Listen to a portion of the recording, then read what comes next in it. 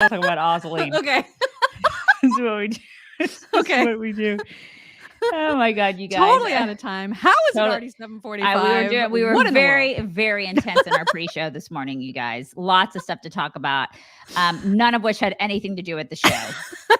No. Okay. None. All right. We are prepared this morning. Okay. But listen, first of all, you need to go to coatdefense.com and save 25% on all the they have human products, you guys. Human products. Human the body products. butter? Are you kidding? It's a body souffle.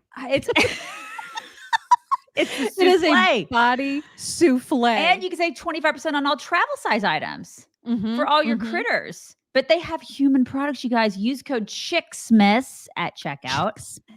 Mock used the shampoo this morning. Look at her hair. It looks fabulous. I did. I feel like it's shiny. Like it looks shiny. It's God, great. I mean, it was like perfectly... a supermodel. You're a freaking supermodel this morning. Right. It's out of control, what you guys. I do really, really love is the lip balm. So they have these amazing flavors. I opened up the tangerine one.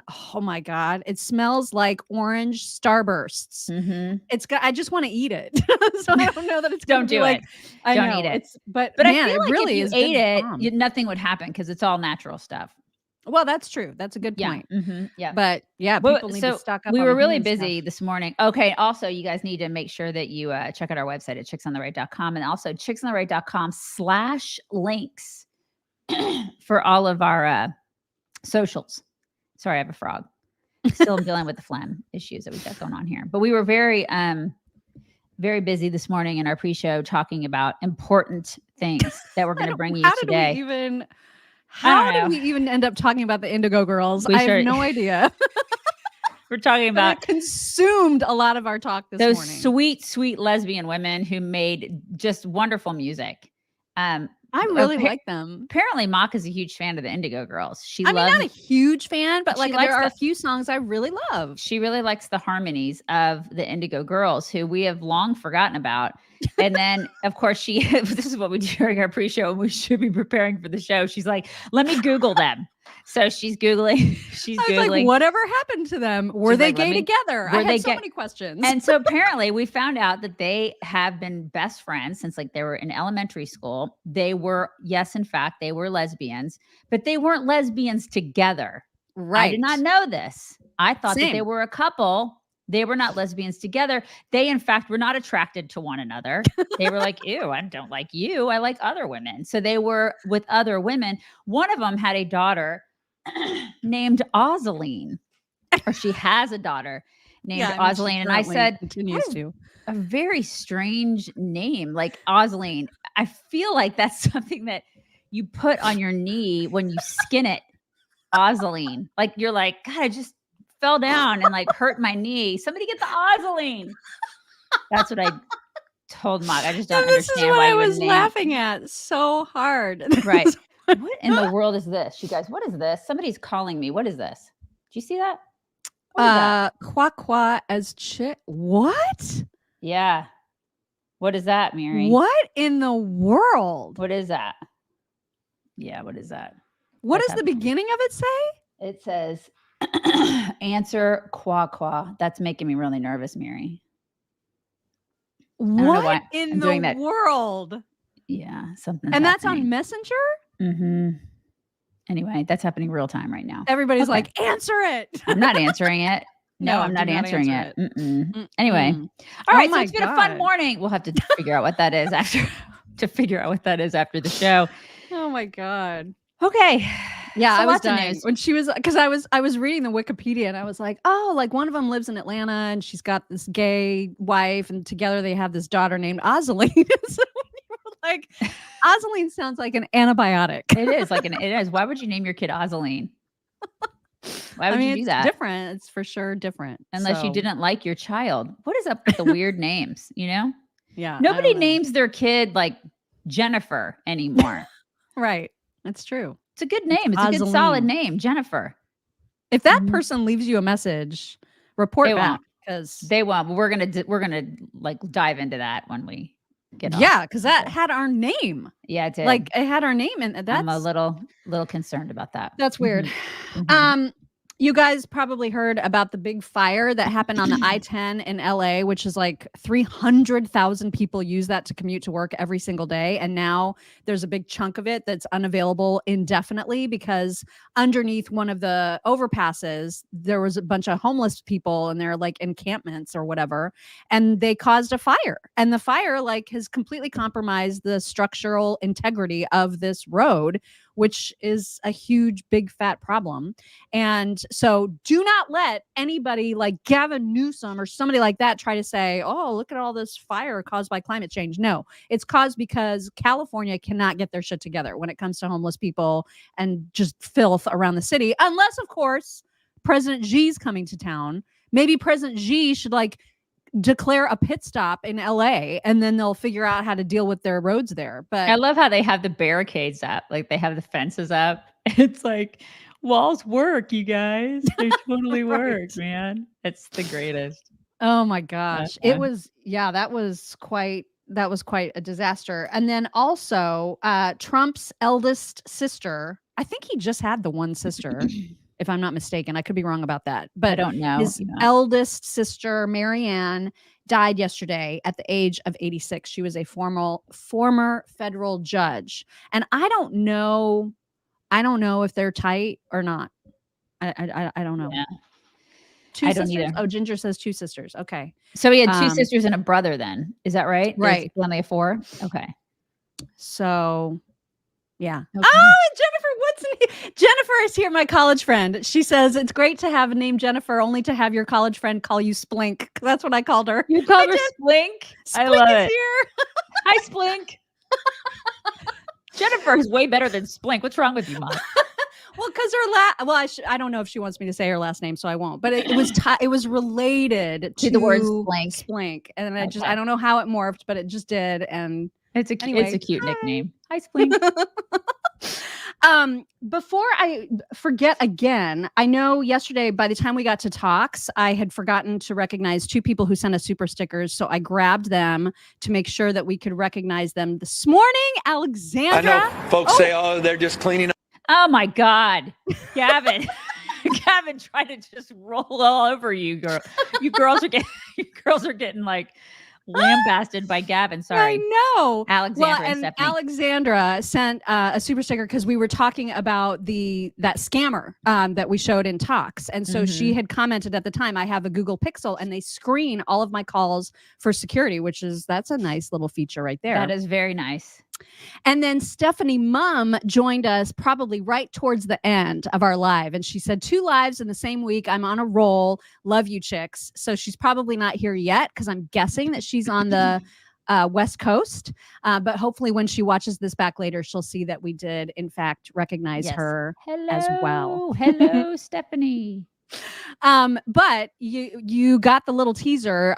We were just talking about the I-10, and Gavin has addressed all of the people who have criticized him about the fact that just because Xi is coming, they decided to clean up the city so nicely. And so he has offered 2 different justifications for that, if you will, that are so like people are going to hate him even more than they already do when they hear this. Check this out. I know folks say, oh, they're just cleaning up this place because all those fancy leaders are coming into town. That's true because it's true. But it's also true for months and months and months prior to APEC, we've been having different conversations. They've been having different conversations. You guys. Oh, they have? Yeah. I mean, he's cleaning up because his boss is coming. Gavin's G's bitch, right? Daddy's coming into town. Daddy's coming home. So he's got to clean the house because Daddy's coming.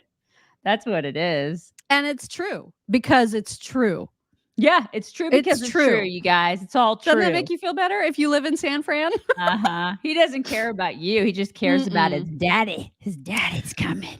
But the excuses kept right on coming. I mean, after all, don't you also clean up your house when company is coming? Right, This is actually what he said. You guys listen. Anytime you put on an event, by definition, you have people over your house. You're going to clean up the house. You have 21 world leaders. You got tens of thousands of people coming from all around the globe. What an opportunity to showcase the world's most extraordinary place, San Francisco. Yeah. You got to put some Ozoline on it. This guy is such a scumbag. I hate him. My God. He's Who's going to so watch gross. that in San Francisco and be like, oh, okay, that makes sense why it's always awful, except when the president of China is coming. Right. That makes sense. We live in a hoarder house. That's it. We're basically on that hoarder show. Oh and my then he's God. going to clean it up when like the camera crews come into town. That's what he's going to do. He's just such a jerk, this guy. I'm surprised he didn't say, I got to get to French Laundry. I'm out. Bye. Right. He's just a greasy, weaselly jerk. He's just the and worst, you know what? man. They'll keep voting for him. They're going to keep voting for him because they're dumb. Mm-hmm. Alexandra, again, thank you. Alexandra says, I'm on the West Coast and coffee with the side of Christmas carols really works. Wow, you are up early, early, girl. It is so early there. Dang. But thank you. Thank you for being here. And thank you again for the super sticker. We appreciate it. If you have a dog, I know we mentioned this yesterday, but it bears repeating. That if you have a dog, you should be making sure you're taking care of their health with Rough Greens. Rough Greens is the green powder for your dogs. Listen, if you have a dog that's showing signs of poor nutrition, and maybe you don't know what those signs are, but they include things like bad breath, low energy, maybe they're just not quite getting up and around as well as they used to. Maybe they're not pooping right, Here's your answer. You're probably not giving them all of the essential vitamins, minerals, antioxidants, digestive enzymes, omegas, and probiotics that they need. They will get all of that with Rough Greens. You just sprinkle a little bit on your dog's dead, dry food, and it brings it to life. This is all thanks to naturopathic Dr. Dennis Black, who knows everything there is to know about keeping dogs healthy and living their longest, bestest lives. And I love what they say. They say, Rough Chicks, because this is where you go to get your free Jumpstart trial bag to test it out, see if your dogs like it. Rough Chicks, RUFFchicks.com. It is the only thing that your dogs will ask for by name. Get it? I do. I see what you did there. I see what you did there. Yeah. Roughchicks.com. Get your free trial bag. You're just going to pay shipping. That's it.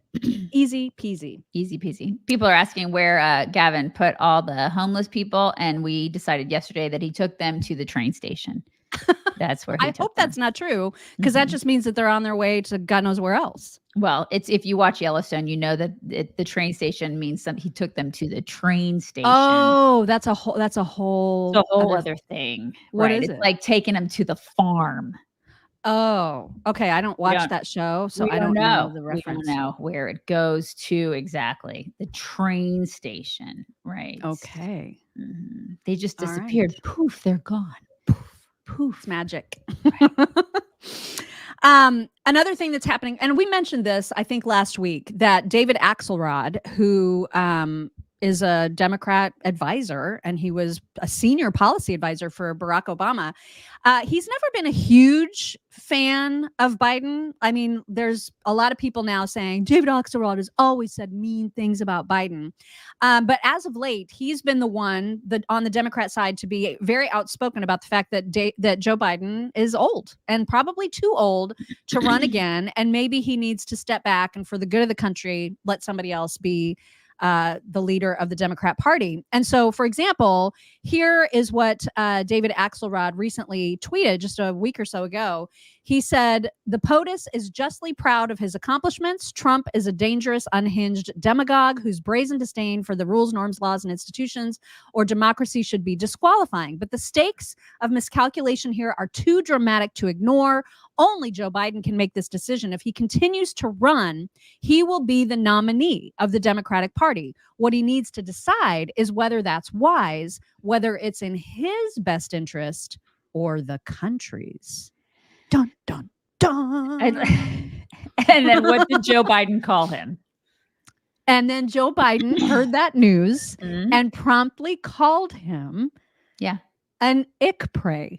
He called him a prick.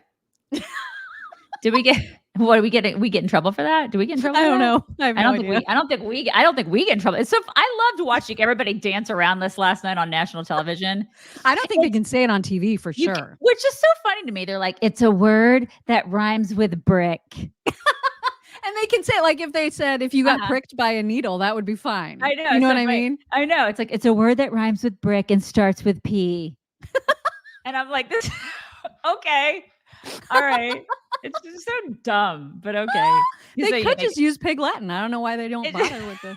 It's so much easier. Comical to me how all these, they just dance around it. Okay, so that's what he called him. Which he called him that, and that I don't remember who first reported it, but it's been widely reported that was Joe Biden's reaction to David Axelrod's criticism.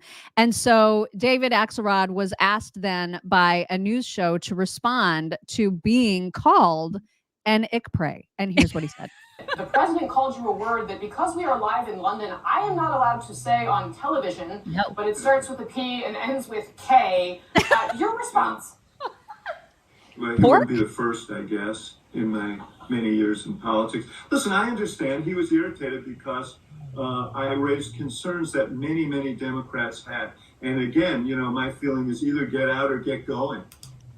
Get out or get going. Yeah. Whatever that means. Get busy living or get busy dying. One of the two. Does he think that, I guess that means he feels like he should be out on the trail and, fighting with Trump. I don't know what he thinks he needs to be doing, or just walking, able to walk. Like a normal human. He's too freaking old. He says the obvious. I mean, David Axelrod, I'm not a huge fan, but he's saying what everybody on our side is saying. Right. He's too freaking old. He's too old. Yeah. And that's why he's not going to be the nominee anyway. I don't know why he's doing the song and dance to begin with. I think he's saying the obvious that he's too old, but at the same time, I think if he doesn't realize that his party is going to slip, greasy, noodly Gavin Newsom in there that can't play a sport, and that mows over Chinese kids, they're going to slip him in at the last minute. If he doesn't see that come in, then I don't know who he's talking to on his side of the aisle, because they're going to totally do that. Yeah. I mean, I just can't believe that, like, who did he say the ick-pray word to? Who did he say that to? How did that even get out? I don't know. Did you see Alexander's note? That's kind of freaky. Yes, I will get to that. Michelle Boyd, I'm going to get to these in order because otherwise I'll get too stale and I won't know what they're referring to. Michelle Boyd, thank you. Good morning, lovely ladies. I have all the Christmas things up. I mean, who doesn't? Yes. I don't. I don't. I totally do. My house is decked out. I'm so happy. In fact, we're not going to get a tree up until probably the first weekend of December. Because that's just what we do. How are we even friends? How are we friends? I mean, I don't mind that you have all the festivities. That's fine. BTK, thank you. BTK says Chicago illegals want to return to Venezuela. Yeah, because they're all miffed about the accommodations. They're like, this place sucks. This doesn't have the American dream. We're going back. To which I say, bye. Yeah. Bye. Yeah. Thanks. Bye. And yes, Alexandra, she says, Daisy, I looked up what CWA is, and it's a Russian chemical warfare agent. So I would just block the number if I were you. Probably a good plan. What in the world? Yeah. But I would, since it did come through Messenger, what does it look like in Facebook Messenger? I don't know. I have to go look. You're going to have to check that out. You and I are going to have to do some investigation. Yeah, we're going to be done here. We're going to be assessing the situation after we're done here. But I'm sure it has everything to do with what happened to us last week. Yeah, that just seems very, very, very, very fishy. Because it has everything to do with Facebook, and we still don't have everything. Everything in our Facebook is still not working. Yeah, it's still borked. Things are borked. Yeah, things are still weird. Yeah. Okay, let's talk about how we have two members of the Democrat Party who do not know how to pronounce things. I mean, there's probably a lot more than two, but two examples to show you today. One of those being KJP, who you would think would be familiar with this everyday sort of common term, but she's not. You'll hear it. Forward in making sure, we just talked about the supplemental, the national security supplemental, and making sure Israel has what it needs, Ukraine has what it needs. Let's not forget, they are dealing with terrorism and tyranny. That's what they're dealing with. Tyranny? They're dealing with an organization like Hamas, who is a terrorist organization. It's tyranny. She said tyranny. Tyranny. Does she even know what that is? I don't think so. Tyranny. But that she said that not reading. Like she said that just in general. In general, and talking, it was not that she, somebody wrote the script on her little notepad or whatever and she read it and she misread it. No, that's how she says it. Yeah. Just in the world. Have you noticed that she's been gone a couple weeks? Like I feel like she's been absent the past couple weeks. They've been having like all the what's his name? Kirby. Yeah, Kirby and all the other dudes talk. All the people in the rounds. Jake Sullivan and Kirby. Yeah, they've been having them do the rounds, which is probably a good thing. Because I'm not saying that they're even adept, but they're probably more adept than she is. Yeah. Well, I mean, Kirby is certainly a better communicator without question. Absolutely. Yeah, she's kind of useless about that. And she needs somebody to tell her that it's not tyranny. It's not tyranny. Right. And likewise, somebody needs to tell Sheila Jackson Lee that she needs to, her voice is so manly. And it's questionable. And then also she doesn't know how to say millennial. She struggles. There's a little bit of a struggle here. She's on the struggle bus right now when it comes to talking about millennials. Here's her giving it a go. Right. We want to create an entertainment complex for film, for music, for theater, for the performing and visual arts. And when I say that in front of our Gen Z and millennials, they're ready to stay and they're ready to help me build this city. What was that? Did she say millennium? Do.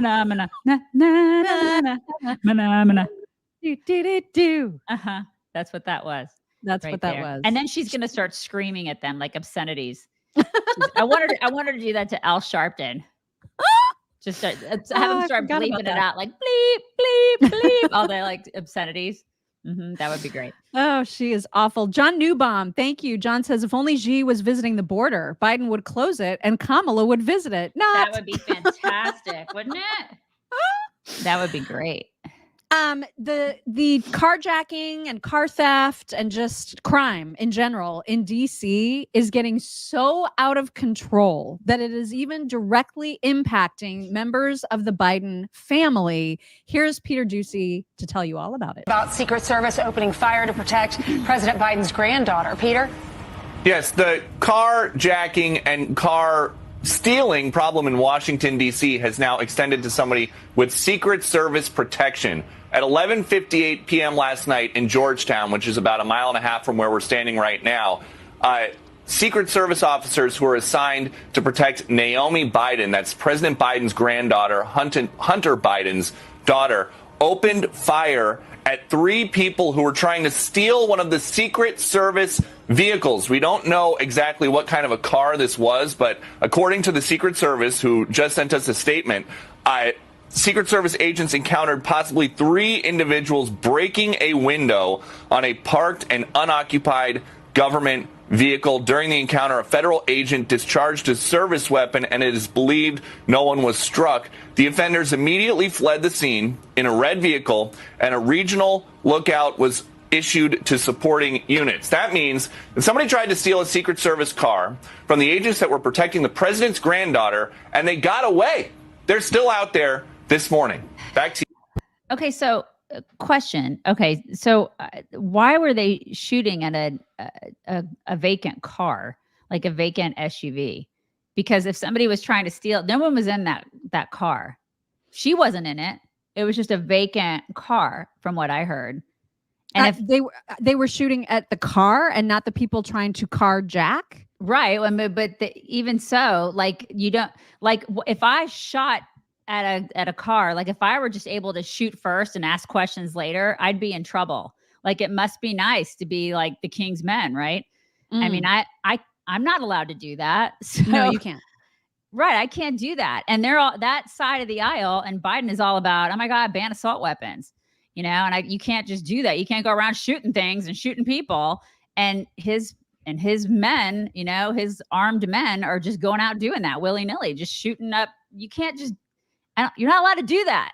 So, and they're like doing that. They're just shooting like a bunch. You can't do that. So, I mean, I feel like there's a double standard here again. Once again. And this is the thing. It's not, granted, I get it if it's a carjacking, but there was nobody in it.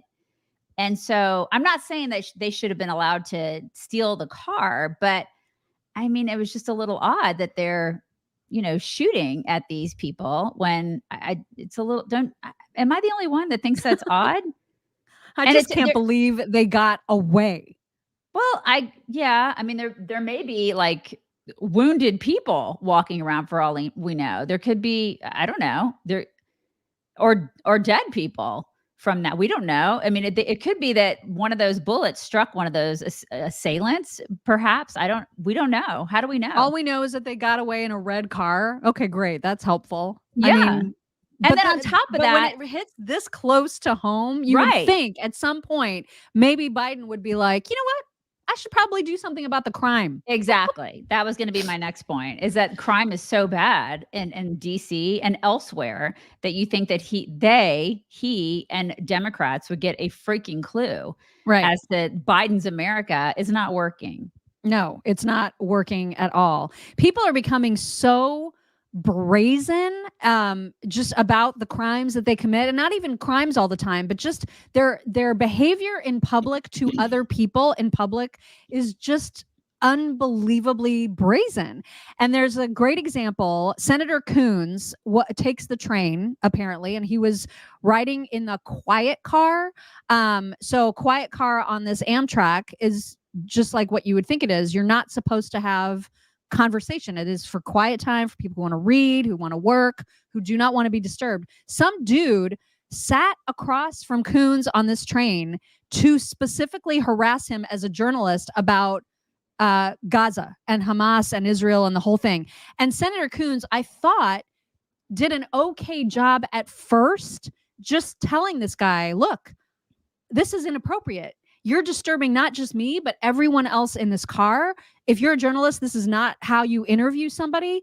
But then he starts answering the dang questions. And I'm like, you idiot, don't answer his questions, because you're engaging him. Right. And here's how it went.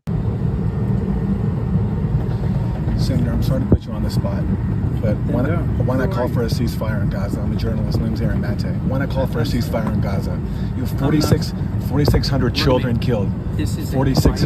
I know it's a quiet car, and I apologize for abuse, but I understand. But children are dying. Children are dying, sir. More than 40. When I call for a ceasefire, they're being killed with our weapons. U.S. weapons are killing kids in Gaza. Who are you? My name is Aaron Mate. I'm a journalist. Nice to meet you, Aaron. Likewise. Please stop talking to me. I'm sorry, sir. It's of dire importance.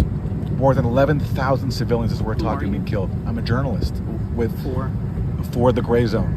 What's the Gray Zone? It's a U.S.-based news website. Good for you. Thank you. And right now, with our support, kids are being killed. I'm sorry. With our weapons, I'm asking you to explain why not call for a ceasefire. You're bothering me and everyone else around us. Kids in Gaza are being massacred. I'm asking you to please explain why not call for a ceasefire. Isn't he just awful? Just awful. Sir, could I please have some help here? Kids are being killed with our weapons. Stop. I'm asking you to stop. Why not stop? Why not call for the stopping of you to interview me? You're bothering everybody else around us. It's a crisis right now. How did you get this seat? I bought the seat. Okay. No. He's bothering me while I'm trying to do work. And our government is paying for weapons that are murdering children in Gaza. I'm asking him why not call for a ceasefire. Aaron. Can you explain that? Please stop. Can I ask you to explain why I call for a ceasefire? You've already asked me 5 times. I'm not going to call for a ceasefire. I strongly support humanitarian causes. I've urged the Israeli government to target their campaign against Hamas. But this is what he should not have targeting against Hamas when I hear you, but at the same time, babies and incubators are dying because the fuel is being cut off. I'm going to have you thrown off this train. Please stop doing this. I have to ask these questions. You've asked me 10 times. I know, and you're getting as professional, measured, and appropriate an answer out of me as you can. This is not professional journalism. Please get up and leave now. I don't think it's humane to be massacring kids. That's the problem here. That's I realize I'm not being professional. I don't think it's humane to be massacring kids either. Okay, then why are we supporting when Hamas massacred 1,400 Israeli civilians, the whole world should unite in opposition to terrorism. First of all, the number is 1,200. It wasn't entirely civilians. Are we going to quibble over how many civilians were massacred by Hamas? It's important to be precise. It is important to be precise. But yes, civilians were massacred. I'm a senator. Does that give us the right to kill? This is a quiet car. You're breaking the basic rules of how we operate on Amtrak. Okay, and the question Please is, stop. And I believe we're breaking international law. Okay. Oh my God. For your opinion. Yes. You've had a lot of my time. Please move on.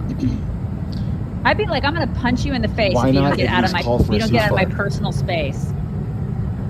I mean, I can't believe he got up. I can't believe that guy got up. And they didn't help him. Like whoever he was talking to on the actual train staff just clearly did not do anything about it. I'm serious. I would like offer a warning. I'd be like, if you don't get out of my personal space, there's going to be an issue with us. This is why I mean, he was in a bought and paid for seat across from him. He wasn't in his space, but except he's not talking. He's not following the rules. I know rules. But that's why I don't understand why the Amtrak crew did not. Yeah, they didn't tell do their job. him to shut his face because nobody has balls anymore. Nobody. This is the thing. Nobody has a set of testicles. And so the people with testicles need to use them. Yeah. I mean, seriously, people just stand by and allow this stuff to happen. If people aren't following the rules, show them the rules. Like lead them to the rule book. I get so irritated with people like this. I mean, I guess he really just felt like if this guy's going to keep talking at me and no one's going to help, I'm going to move. And he did.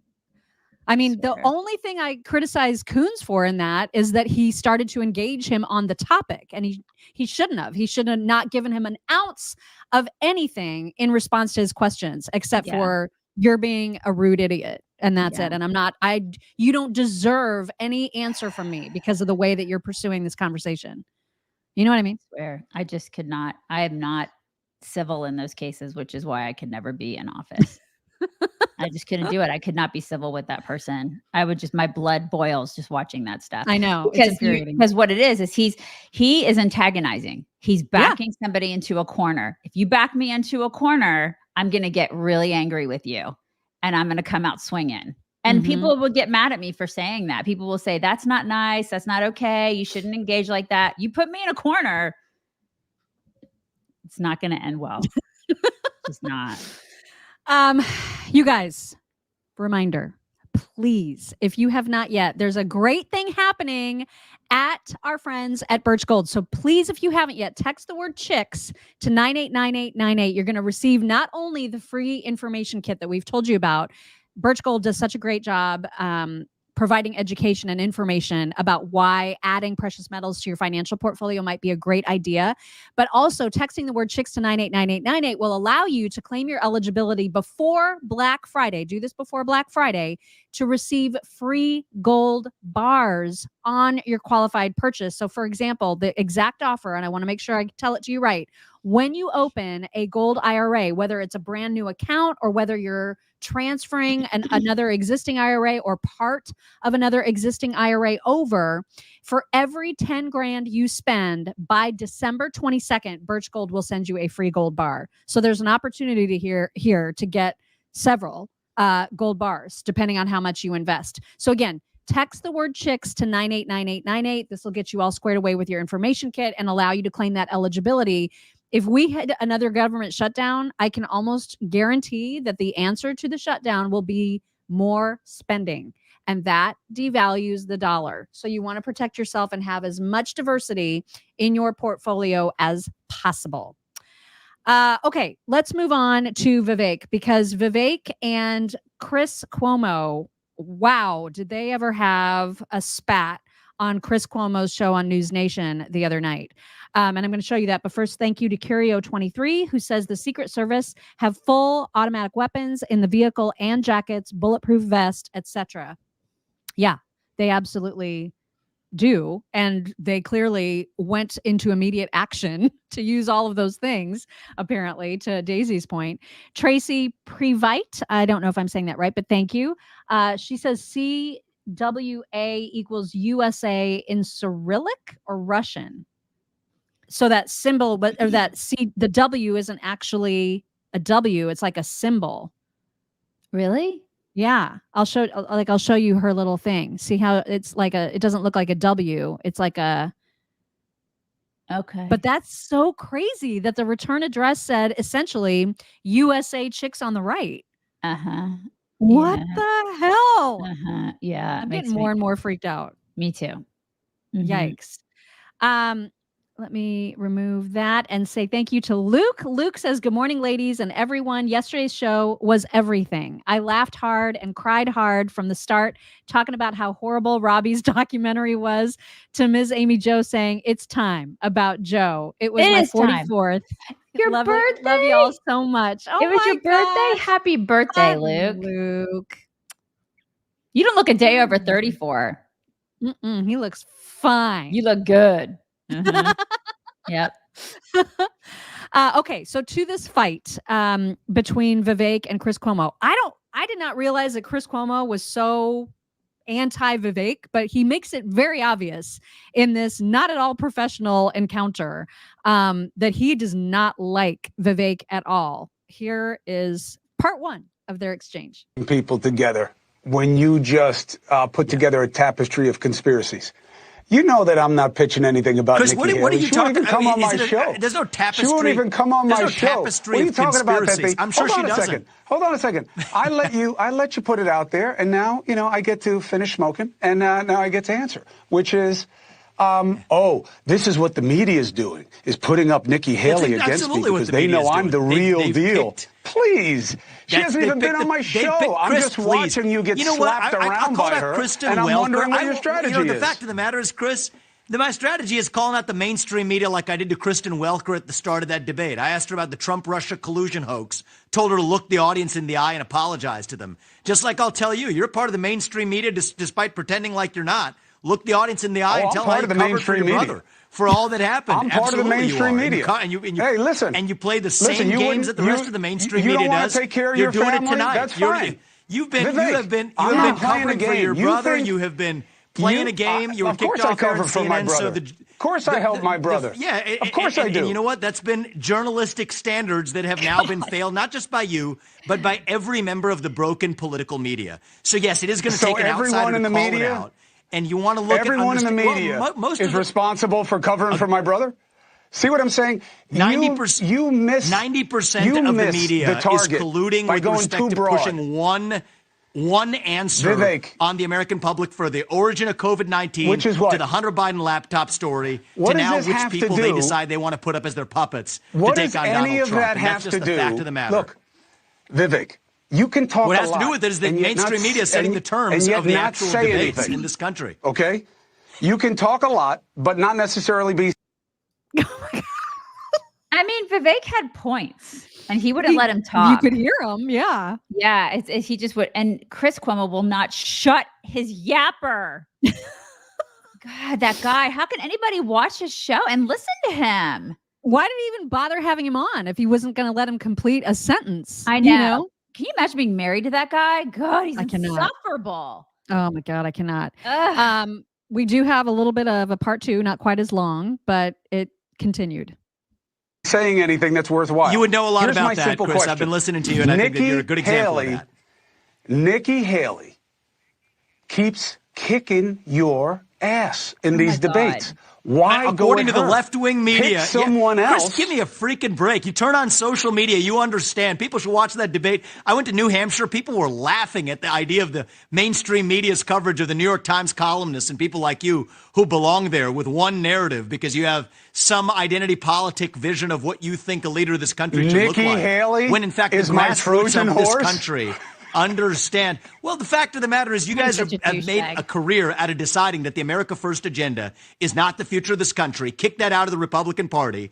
Put a genteel version that you can control as your little puppet so American politics looks the way you want it to. And yes, many people, you know what? We don't need a Republican Party leader who itself is a wholly owned subsidiary of Boeing, which itself is a wholly owned subsidiary of the Democratic Party, masquerading as a Republican. Vivek, so I there's do think a reason that she is beating you in the polls. Is a problem. There's a problem for the last 6 weeks, and before that, it was the next 6 months before that. The fact of the matter is, we got one front runner in this race who's 60 points ahead of everybody. That's Donald Trump, and we should talk about how we're going to actually have a different leader. The change I'm going to figure out is you're not. I lost somebody else. Is he the one with the nipples? Oh my God! No. Wait, is he? No, it's his brother. That's Andrew. Andrew's the one with the nipples. The barbells. The little tiny barbells. Oh my God. His brother Andrew is the one with the nipples. He had a white shirt on, a white polo shirt. We had a report on this. It gives me nightmares. I'll never forget it. I tried so hard to purge it from my brain with other things, and it's still there, lurking in the vault of my brain. His brother had the white polo shirt and the barbell nipples. Yeah. Oh my God. Yeah. It's a family thing. They're all a bunch of douchebag, just greasy weirdos. And Chris tries so hard to be cool. He can't. He just can't do it. He can't. But to Annie's point, Annie has a good point. This is how I feel too. She says, I just wish I liked Vivek. I want to totally like him so much. That's my problem too. Is that the more I see him, the more I dislike him. Like even when he says the right things, I'm just like, I don't like you anymore. Okay, listen, that's fine. But he's still being treated like absolute garbage by the mainstream media. And that interview was unacceptable. The way that he was treated by him was completely unacceptable. And I will also add that I do believe that the mainstream media has chosen Nikki as their golden girl. They fawned all over. If you watch Rachel Maddow, and I'll do that. I'll watch the Rachel Maddows and the Joy Reids and the all those losers on the left. I'll watch their show. I'll watch snippets of their shows because I'm a masochist and that's what I do. I want to see what they think. I want to see how the enemy thinks, right? I do that a lot. And I watch them after those debates and they prop her up. They've propped her up. So Vivek isn't wrong about that. He's not wrong about like sort of how they have taken her, the Chris Cuomos of the world, propped her up. I don't know why. But maybe it's because she is, for better or for worse, however you want to think about this, she is sort of pro-war, and she's very establishmenty. I'm sorry, I can't. She's very establishmenty. Right, she's very establishmenty, and she's very pro-war. Wherever you stand on that, they are too, right? They are too right now, and so he's not wrong. They are sort of loving her at the moment. And so I don't know what to do with that. Right. When they take somebody from our side and they kind of go, well, she's okay. I kind of go, oh God. Cause I like Nikki Haley too. I like her. There's a lot of things I like about her. And then there's some things that I don't like policy wise about her.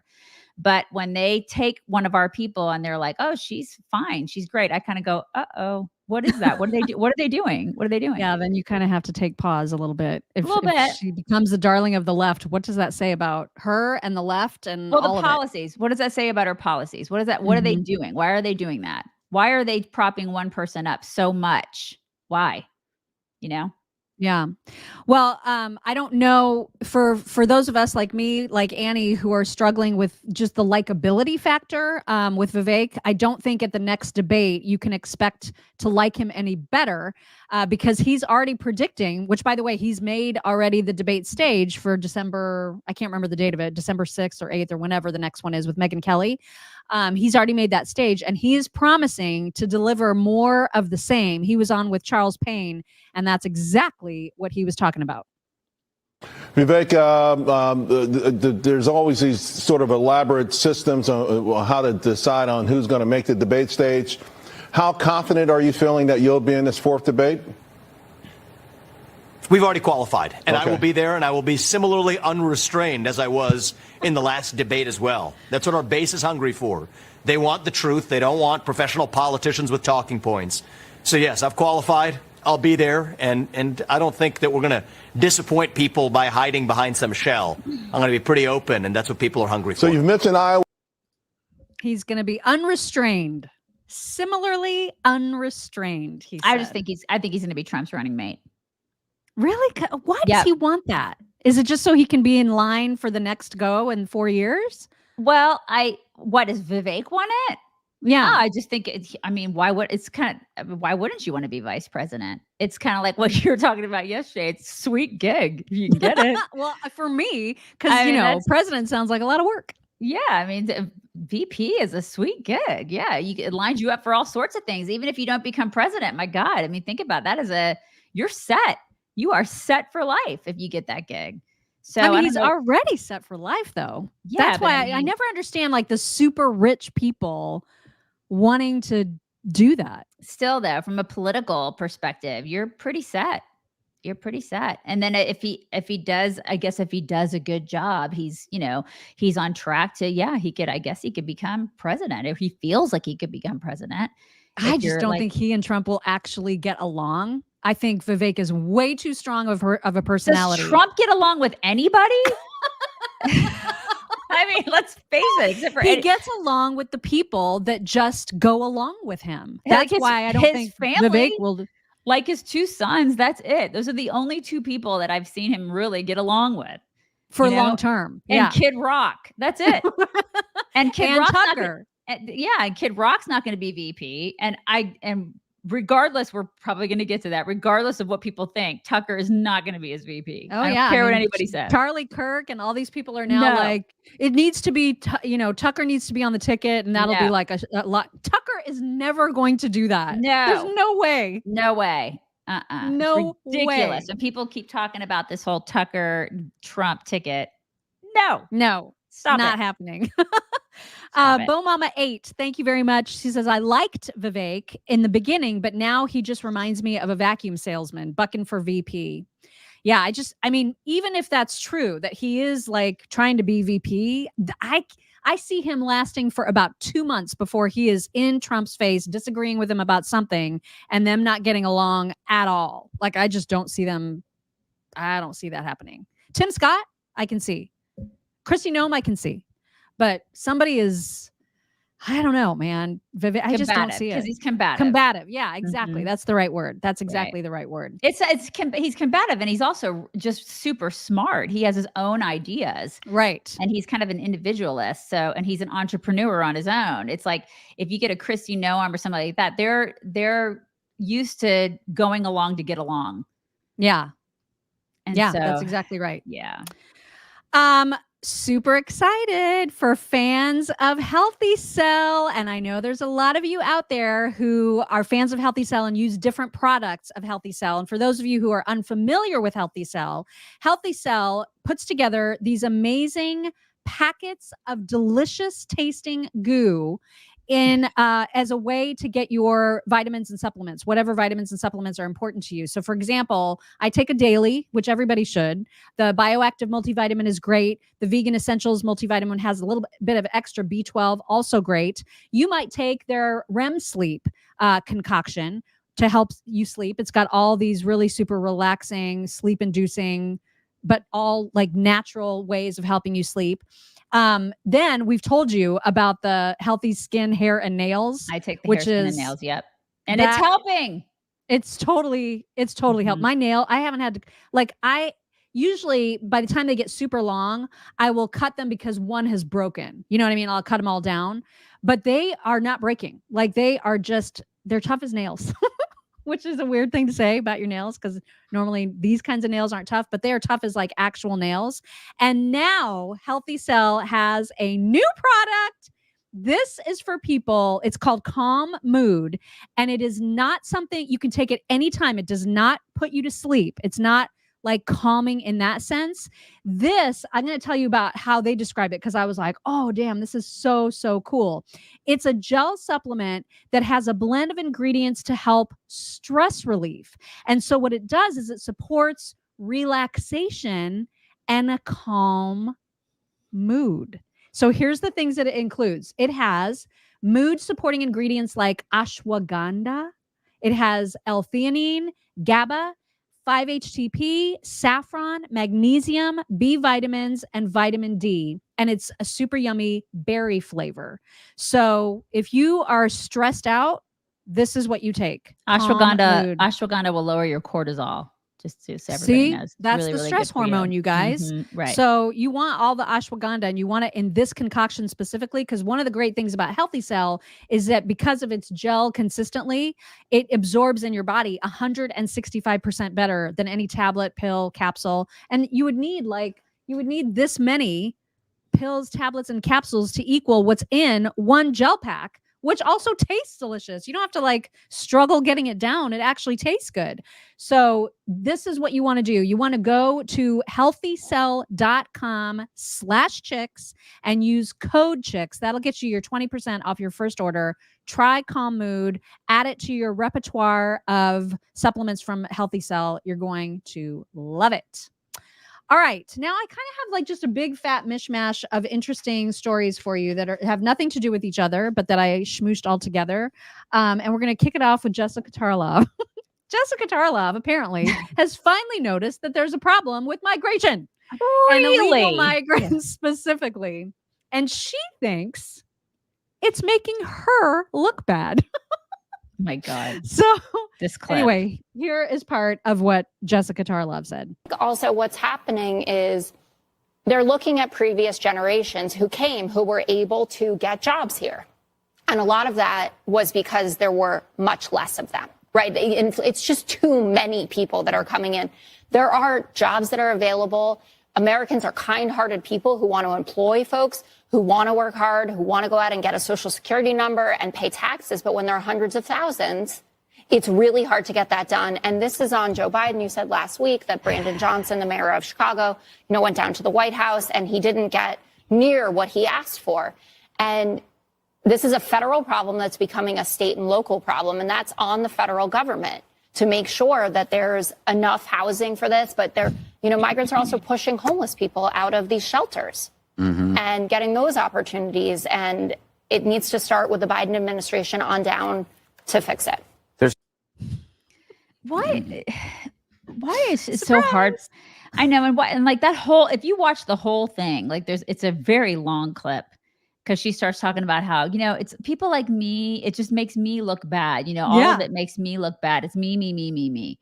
And like what she doesn't understand and what so many liberals don't understand about this whole issue is that none of these people were supposed to be let in. None of them. Right. The 8 million people that have poured across our border, zero of them. I don't care if they're like, if they're well-meaning and they want to have jobs. And she talks about, playing your violin. It's like, I'm sorry, not sorry that these people want to, if some of them want to work, and she mentions that like some of them are like, they really want to work and they're hardworking. That's nice. But there are people who are waiting in line that are legal and they're doing the right things and and they have filled out the paperwork and paid the money and done the things. And they've been waiting 5, 6, 7 years to get into this country legally. They've been doing it legally and they don't hop the border doing it illegally. And for some reason, liberals don't understand that concept because they're dumb. And it's like, what do you have to do to get it through their thick brains that there is a legal process? And then there are people who are criminals that are jumping over our border. And those are the 8 million people who have done that since Biden, or 7 or 8 million people that have done that since Biden had been in office. And it drives me insane. They are breaking the law. I don't care you how heard her say, they are. You heard her say, this is a Joe Biden problem. This needs to be taken care of at the federal level. He needs to make sure that there's housing for all these people. No, he does not. He needs to stop them from entering the country. Exactly. We don't need to find housing for all these people. That's insane. We can't even do that for our own people. Right. It's so like for her to suggest that that's the fix is so tone deaf. Oh my God. It is so tone deaf. It's like she doesn't understand what the law is. Yeah. It's none of these people do. They don't understand that we have actual immigration laws and they are breaking them. It's like if somebody breaks into my house, I don't have an obligation to house them. Right. Good Lord. Thank you, Luke. Again, Luke says Trump and Sarah Huckabee. As much as I love that, my big brother, I wish I had Trump. Tucker and Trump would be the Willy Wonka golden ticket. It will not happen. So yeah, he also agrees that a Trump Tucker thing is not going to happen. I don't know why people are so fixated on that. It's just the new bright shiny object, I guess. Yeah. He was at the UFC thing, and Tucker's they should be running mates. Tucker's not going to do that. He's not going to do it. Nope. I was today years old, and maybe I'm just really behind everybody on this, but I was today years old when I learned that Randi Weingarten, head of the American Federation of Teachers, horrible beast of a woman, is not only gay. I mean, I guess I should have suspected that. I didn't know she was gay. I didn't know that. Yeah, she's like a legit full-on out lesbian who is also gay married to a rabbi. These are two things I did not know. Did not know. And I'm somebody who criticizes her quite frequently on the Twitter machine. Pretty much anytime I see her tweet anything, I usually have a response to her. And it was responding to some nice interviewer's question about what's it like to be so criticized all the time. You're basically bullied. And so Randi Weingarten was answering that question, and of course had to bring up the fact that any criticism she gets surely has to do with the fact that she's gay and a rabbi. Two things I did not know when I criticize her. So all right. This is why I hate it when it always goes back to identity politics. Because it's such bullshit. Here's Randi. If I let them bully me, what about every educator? What about every worker? What about every vulnerable student? And the other thing I've come to learn is if you're a member of a minority group, look, there's lots of anti-Semitism. I happen to be I happen to be married to a rabbi, and I happen to really believe in my faith. And there's a lot of homophobia. And I happen to be the first out lesbian as a labor leader in the country ever. And so this kind of attack of identity, that's all rolled into it too. No, it isn't. I bet she listens to the Indigo Girls. I wonder if she has a kid named Ozaline. I bet she does have a kid named Ozaline. You guys, I hurt my knee. Put some Ozaline on it. Oh my gosh. She's so emblematic of this entire narrative. Nobody cares that you're gay. Nobody cares. They always use this, and no one does give a shit about their identities. I give zero shits that she sleeps with a woman. I don't care. I don't care. I'm actually like, oh yeah, well that makes sense. It makes sense by the way that because now that I look at her, I'm like, yeah, she looks like she's a lesbian. That makes sense. I know. Now it's like, of course, it makes sense because now that I see like the way that she dresses, I'm like, oh yeah, well that makes makes complete sense. But like the reason I was today years old when I learned it is because I just usually don't give any thought to Randi Weingarten's existence as a whole. Right. And so, yeah. And then she's gay married to a rabbi. It's a whole new level of stuff to learn about her. Okay. Yeah. All right. Well, there you go. Jenna Ellis, you may recall as being one of Trump's former attorneys who did a plea deal. Her and Sidney Powell and several others did a plea deal to get out of this whole Georgia, their convictions on these felony charges, the RICO case in Georgia.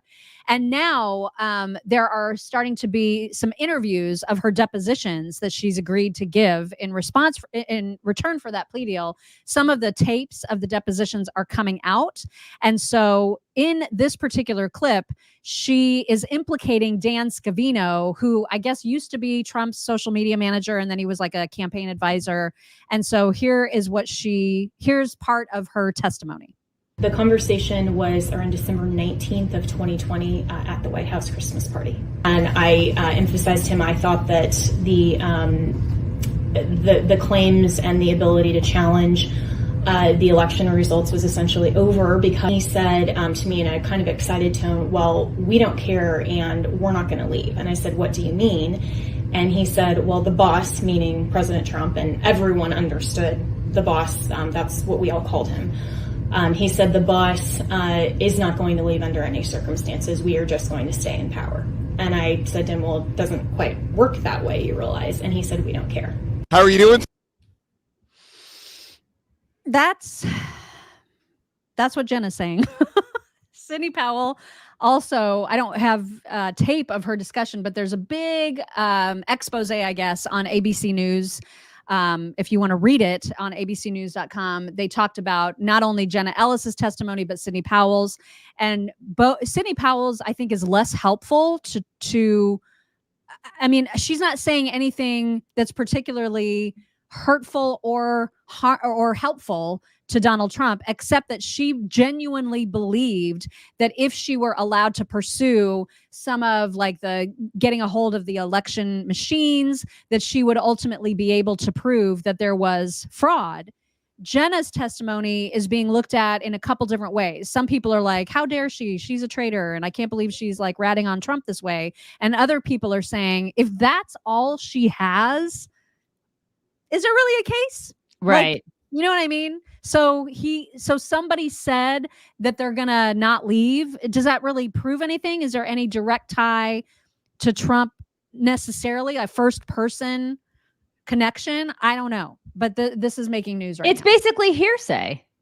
Exactly. It's basically hearsay. I mean, they've got more. She's not allowed to talk about the actual conversations she had one-on-one with Trump because of attorney-client privilege.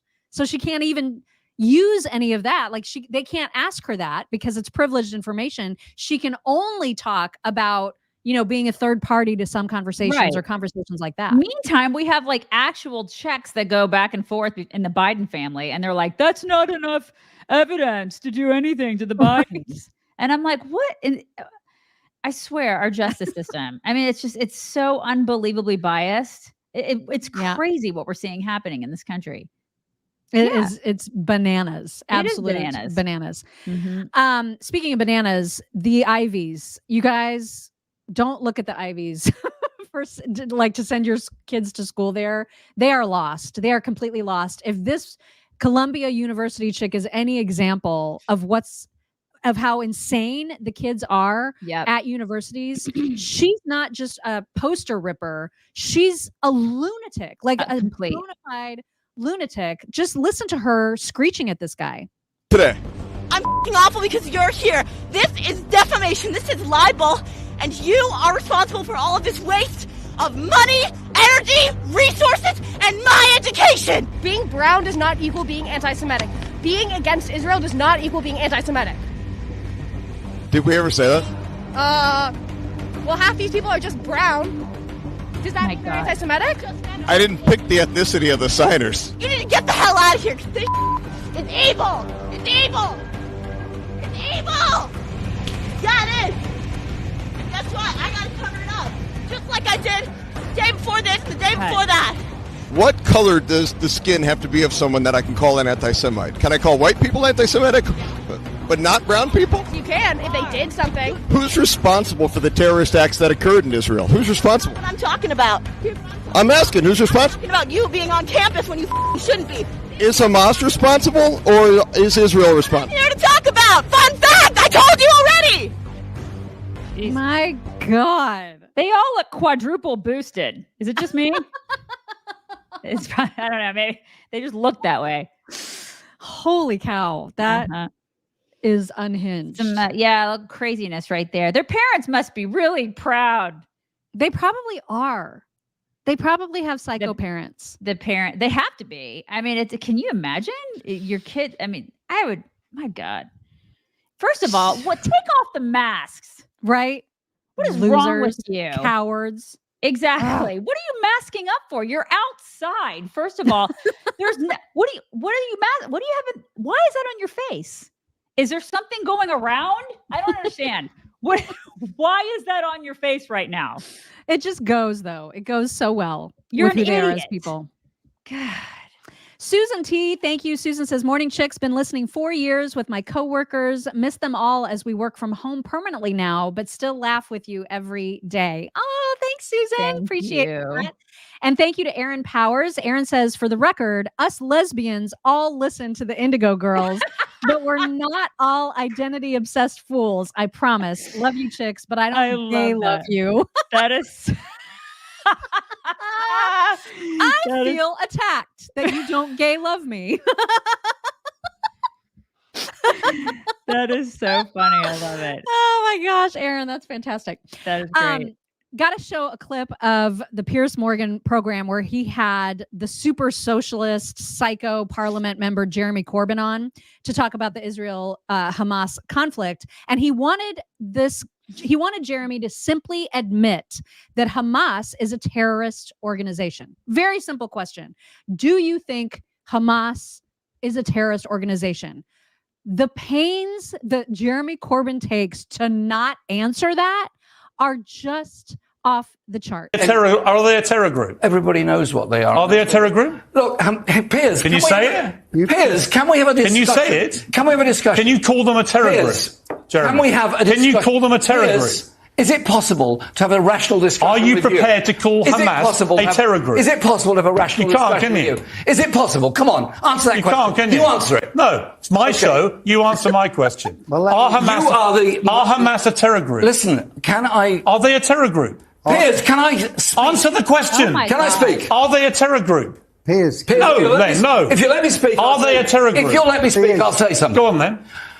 A ceasefire means both sides. You said that. Are they a terror group? Listen, I said that. Are they a terror group? Part of the process. Are they a terror group? Can we? Why can't you say it? Piers, can we go through what ought to be happening? Just answer my question. Why do you think are Hamas a terror group in the world are calling for a ceasefire? Are Hamas a terror group? Come on, answer that. Give it to me. No, it's not your show. You've got so many opinions. Why should I answer yours when you won't answer mine? Why do you give out your opinions all day and every day? Are Hamas? You don't like it.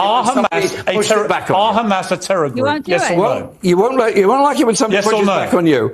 What I've said is, I've asked you two questions: should Hamas stay in power, and are they a terror group? You're refusing to answer either of them. That is very telling. And you wonder, it's not very telling why people think you had a problem with Jewish people. At all. Right? What is very telling is your inability to keep quiet for 30 seconds to allow anybody to answer a question. On my show, I ask people questions. You shout at people. Normally, they answer them. You shout at people. No, only when they won't answer the question. No, you shout at people all the time. You've deliberately not. He just won't. Somebody said he called J6ers a terror group, right? Or he called them domestic terrorists. Wow. Yeah. That is not hard. There's no need to get into like big theatrical, long-winded answer. That was of course they're a terror group. The end. That was freaking painful. How many times did he ask that question? I don't even know. Like 15 times. No, that's not hard at all. Yeah. That guy's an anti-Semite. He hates Jewish people. He wants the eradication of Jews. Like, you just showed me who you are. That guy is a jackass. I know who you are. Yeah. Yeah. He made it very, very clear. Mm-hmm. Yesterday, we showed that little clip of Bill Burr's wife flipping the double bird to Trump when he came into that UFC fight. Uh-huh. Laura Loomer, as you might expect, has a problem. She says, if you don't love Trump, I can't and won't be able to love you. Thankful I will never have to deal with the lifelong pain of being stuck with a ratchet wife like Bill Burr does. Okay. I mean, that's... And then, of course, that drew out all of the folks that can't stand Laura Loomer to say, you will never get married to anybody ever because you are an insufferable hag. But yeah, I thought it was interesting that she tried to call him out for that. Yeah, I mean, I still can kind of separate things. Like, you don't have to love everybody that I love and hate everybody I hate or like everybody I like. I still try to do that. I know that we're so far gone in this country and like everybody's so divided, but I'm still going to watch Bill Burr's comedy because I still think he's funny. I know a lot of people don't like him at all. They're not everybody. He's not everybody's style. I get it. But there are certain comedians that I like. He's one of those. I think he's funny. Imagine how psycho you have to be, though, to say, if you don't love my candidate of choice, I can't love you. What in the world? Yeah, it's crazy. That is cult behavior. Period. It is crazy. For anybody, I just don't like that. Yeah, I'm just not that. I don't do that. And speaking of bizarre, like when it comes to Laura Loomer, she's a total nutcase. Here's more evidence. I was today years old when I learned that she has a dog, a bulldog, whose name is Loomer. Wait. She named her dog after herself? Yes. Yeah. Yes, she did. That's freaking weird. That's freaking really weird. That is. Anybody that needs more evidence, I don't know what else I can give you. Completely narcissist. That's just weird. She's a psycho. She's a complete psycho. Yeah, that's you're gonna love this last clip. I don't know who put this together, but this is what shopping at the grocery store looks like under Bidenomics. I think everybody will be able to relate to this right here. This video. I love this. Oh my God. Find everything you need today? Yeah. Great. Okay. Oh, God. No. Everything okay, ma'am? Oh, it's just that you've only scanned a few items and it's already $60. I'm so scared. Okay, I'm a trained professional, ma'am. I've scanned a lot of groceries. I need you to stay with me. This isn't going to be easy, so I need you to be brave, all right? What's your name? Patricia. Trisha, all right. I need you to take a deep breath. We're about to do the cheese. Oh, my God. Don't look up there. It only makes it worse. Keep your eyes on me, okay? Can't you just scan something less expensive? I can, but let's not forget, it's the little things that add up, all right? Now brace yourself. I'm about to do the mixed nuts. So great. Oh, my God. I'm going to pass out. Okay, bite down on this, Patricia. Get ready. I'm going to do the cured meats. Oh, no, stop. I can't do this anymore. It's too late. There's a line behind you, okay? You're locked in. I'm not strong enough. I know it looks like a lot right now, but I promise you, you're going to get home and you're going to wonder, what did I even buy? What have you done to me, you son of a... Okay, your total's $257.84. No! You got to dig deep. This is the hardest part. Patricia, it's time to pay. The bill's too high to tax. I need you to be strong. Dig deep, Patricia. Insert your card. Insert your card, Patricia. You got this. You got this. You're doing it, Patricia. You're doing it. That's the way. Here you are, ma'am. A healthy bundle of groceries. Can I take them home? Yeah. Yeah, you have to. You have to. Next! Okay. All right. That is so awesome. Whoever did that I needs know, all I the love it. hugs. Every last hug. Yeah. So Just stay with me. You've got this. Focus on me, Patricia. Breathe through it. Alexandra, thank you. She says, "Oh, those poor Twizzlers." I don't know. I don't know what the Twizzlers are. That was like 10 minutes ago, 8 minutes ago. I don't know. You guys have to realize that you have to realize we lose menopausal context. brain. We can't remember what was going on 10 minutes ago. We can't be expected to remember that. I don't remember what we were talking about that had to do with Twizzlers. We have I no don't. idea what happened 10 minutes ago. No. Mm-mm. Okay, so I'm going to show you a quick story summary on the screen and then the associated video, but I need to warn you, we probably won't play the entire video because it is so unhinged. But here's the story. So the story is that this Democrat Georgia County Commissioner named Felicia Franklin got completely wasted at a bar. This chick, man. Oh my God. She passed out in the street. This is according to police body cam footage. I'm not laughing. I'm not. She ends up getting taken away in an ambulance where she is very much conscious and absolutely out of her mind. Now, once this happened, she then tried to say after the fact, "Oh, I got roofied. I got totally drugged with a date rape drug." No. There is no evidence. No. In fact, all the toxicology does is to say that that's not the case. But the way that she goes after the people in the ambulance who are just trying to help her is so insane. It starts out really loud. Okay. So just... Oh, okay. Twizzlers was in response to the Columbia students. Oh, okay.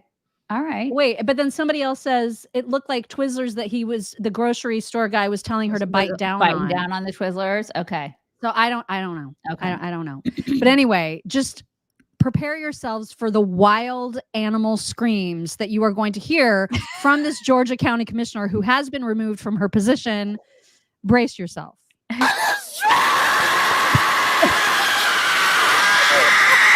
You need to stop. Felicia. You're going to make it worse than what it needs to be. Felicia. Gotta get him out my face. I don't give a Get him out my face. You better.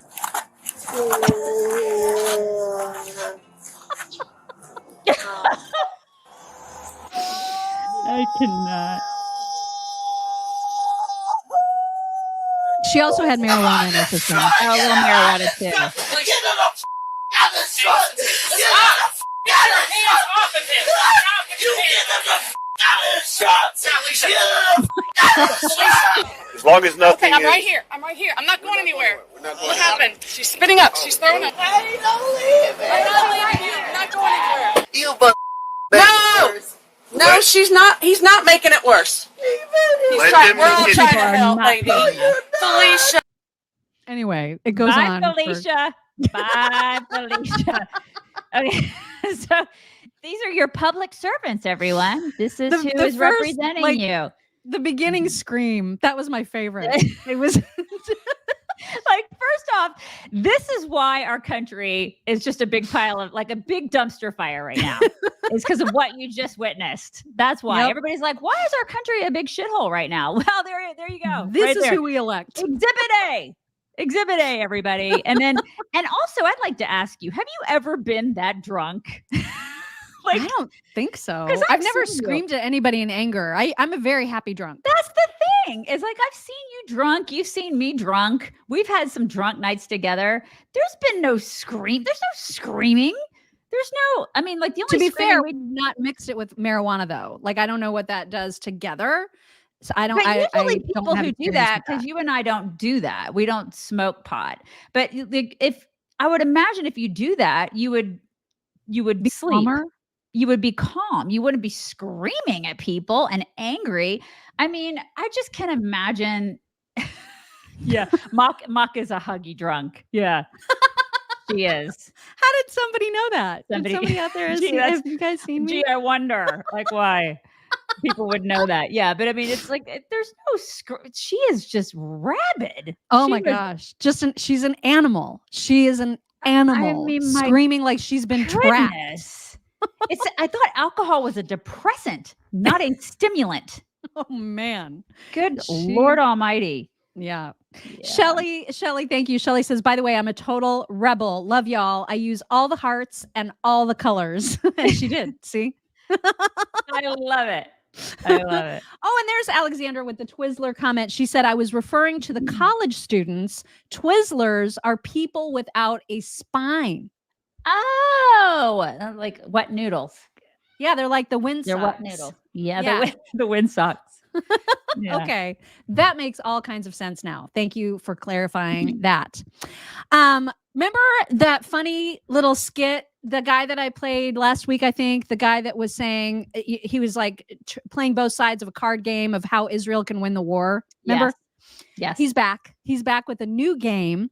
And this is on the Palestinian side. And this is perfect. Play the Palestinian experience? No, I hated the last game we played. Trust me, it's real easy. You're playing a Muslim in British Palestine, and your mission is to form a Palestinian state. Seems really difficult. Let's draw the first card and see.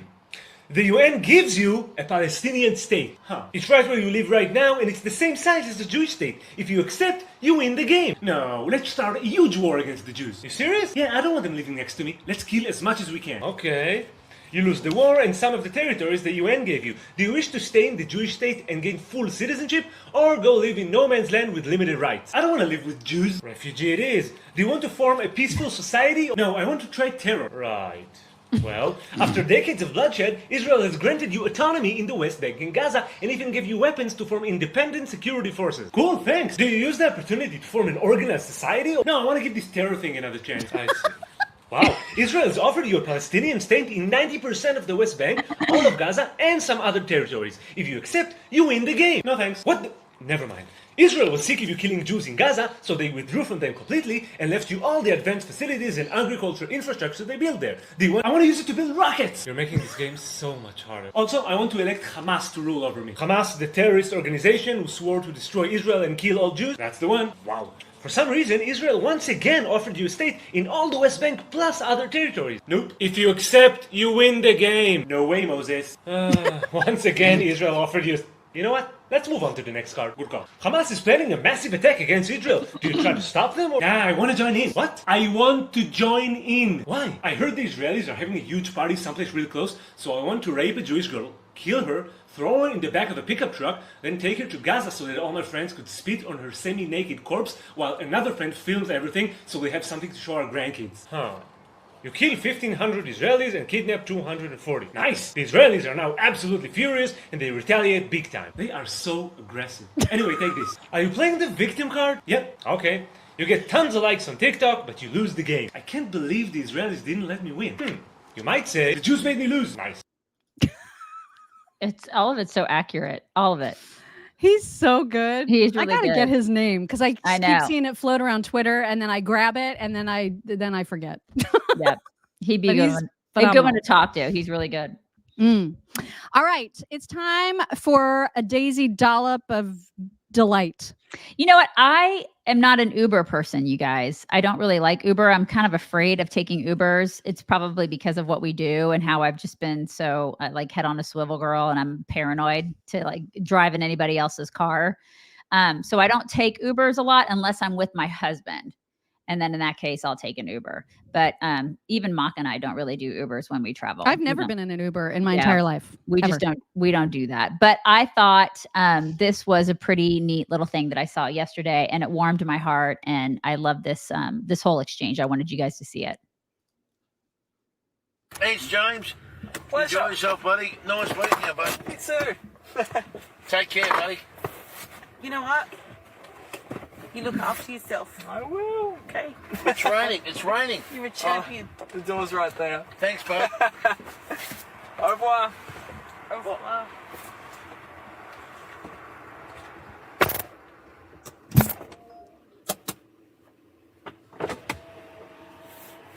I lost my son last year, and you remind me so much of my son.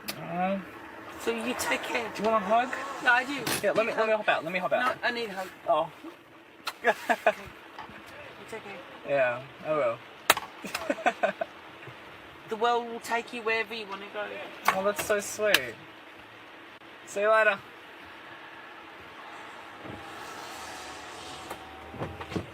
I mean, I just love that whole exchange. It just made my heart sweet. I know. I loved it so much. I thought that was the sweetest thing. It probably just made her whole year. You know what I mean? Yeah.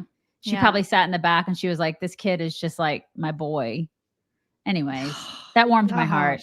I wanted to share it with you guys. And it made I love that his instant reaction was like, let me give you a hug. Let me get out and give you a hug. And she's like, no, I'll just hug you right here. You go and work, you know? But I just love that so much, you guys. So great. There's goodness in the these. world. There is goodness, you know? You just got to look for it. It's out there. That's right. Mhm. I love it. Right. It's time for some My Pillow talks. Please get your stockings stuffed and your gifts wrapped and make them all things from mypillow.com/chicks. Use code chicks. You can save huge right now on their 6-piece towel sets, only $29.98. And you can check out all the clearance items at mypillow.com/chicks as well to get yourself some amazing, amazing discounts. All right. Let's get to some talks. First of all, is this real? Because look at how amazing this is. Oh my God. I bet it's real. That's amazing. That is truly amazing. How in the world? It probably took them like 100 times to be able to do that. Wow. I just cannot get over it. Cannot get over that. That is so cool. Right? Amazing. Yeah. An absolutely amazing thing. You guys know I have my screaming chicken, right? Uh-huh. They make them now apparently in a larger red form. And apparently a huge fan of those chickens are donkeys. Oh my gosh, guys, yes. I'm out here this morning and he's hiding. But this came yesterday. It really is the biggest screaming chicken I've ever seen. And it does scream forever. So we'll see if we can get him to come out this morning. Let's see if this works.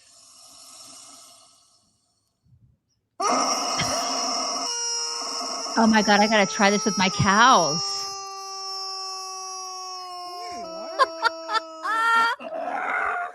Oh, look at him.